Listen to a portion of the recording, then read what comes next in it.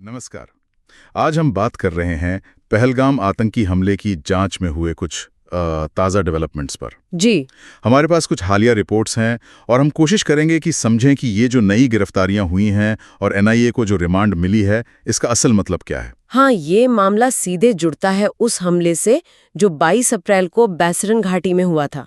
बहुत दुखद घटना थी वो। हाँ, जिसमें 26 नागरिकों की जान चली गई थी और करीब 16 लोग घायल हुए थे। जी। तो उसी हमले की जांच में अब ये एक कह सकते हैं अहम मोड़ आया है। बिल्कुल। तो खबर यह है कि 23 जून को जम्मू की एक अदालत ने एनआईए यानी राष्ट्रीय जांच एजेंसी को 2 स्थानीय लोगों की 5 दिन की रिमांड दी है। हाँ, और इनकी गिरफ्तारी एक दिन पहले 22 जून को ही हुई थी। अच्छा, कौन है ये लोग और आरोप क्या है इन पर? इनके नाम है परवेज अहमद जोथर और बशीर अहमद जोथर। और आरोप ये है कि इन्होंने पाकिस्तान के लश्कर तैयबा मतलब एलईटी के 3 आतंकवादियों को मदद पहुंचाई थी। मदद?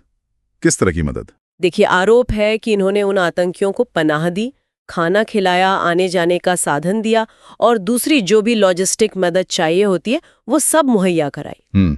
और ये वही आतंकी हैं जिन्होंने बासन घाटी में हमला किया था? जी बिल्कुल, आरोप यही है। और ये भी सुनने में आया है कि रासिद के दौरान इन दोनों ने उन तीनों एलईटी आतंकियों की पहचान भी उजागर कर दी है। हाँ, रिपोर्ट्स तो यही कह रही हैं। इससे उनके पाकिस्तानी होने और एलईटी से जुड़े होने की बात भी मतलब एक तरह से पक्की हो गई है। तो ये सिर्फ 2 लोगों की गिरफ्तारी का मामला नहीं है? नहीं नहीं, बिल्कुल नहीं। देखिए, ये उस लोकल सपोर्ट नेटवर्क को तोड़ने की दिशा में एक बहुत बड़ा कदम है। अच्छा। हाँ, क्योंकि ऐसे हमलों के लिए खासकर बैसरन घाटी जैसे मुश्किल इलाके में स्थानीय मदद के बिना काम करना लगभग नामुमकिन होता है। सही बात है। बिना लोकल जानकारी और मदद के बाहर से आए आतंकी इतनी बड़ी कार्रवाई कैसे कर सकते हैं? वही तो ये गिरफ्तारियां इसलिए अहम है क्योंकि ये उस सपोर्ट सिस्टम पर सीधा निशाना है।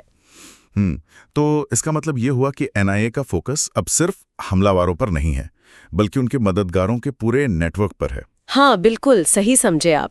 एनआईए अब अपनी जांच तेज कर रही है ताकि इस आतंकी नेटवर्क के बाकी हिस्से मतलब और कौन-कौन स्थानीय लोग शामिल थे उनका पता लगाया जा सके। तो ये रिमांड इसलिए जरूरी थी ताकि और पूछताछ हो सके? जी, पूछताछ के लिए और वक्त मिलेगा और कड़ियां जोड़ने में मदद मिलेगी। मकसद यही है कि पूरा सपोर्ट सिस्टम सामने आए। और अगली रिमांड सुनवाई 27 जून को होनी है, तो ये तारीख भी काफी अहम रहेगी। हाँ बिल्कुल, ये जांच की दिशा है। एक और पड़ाव होगा। देखना होगा कि एनआईए अदालत के सामने क्या रखती है और आगे क्या होता है। अगर हम इसे थोड़ा और बड़े पैमाने पर देखें तो ये एनआईए की कोशिश क्या दिखाती है? देखिए, ये दिखाता है कि एनआईए कितनी गंभीरता से सीमा पार आतंकवाद को मिलने वाली हर तरह की स्थानीय मदद को जड़ से खत्म करना चाहती है। ये सिर्फ इन 2 गिरफ्तारियों तक ही सीमित नहीं रहेगा, ऐसा लगता है। तो क्या हम ये उम्मीद कर सकते हैं कि आने वाले दिनों में और भी गिरफ्तारियां हो सकती हैं? हो सकता है, बिल्कुल हो सकता है। या शायद इससे ये भी पता चले कि ये हमलावर आखिर बॉर्डर पार करके यहाँ तक पहुंचे कैसे, पूरी प्लानिंग कैसे हुई। हाँ, दोनों बातें मुमकिन है। इस जांच से घुसपैठ के रास्तों का, तरीकों का खुलासा हो सकता है और ये भी पता चल सकता है कि स्थानीय स्तर पर वो कौन सी कमजोरियां थीं जिनका फायदा उठाया गया।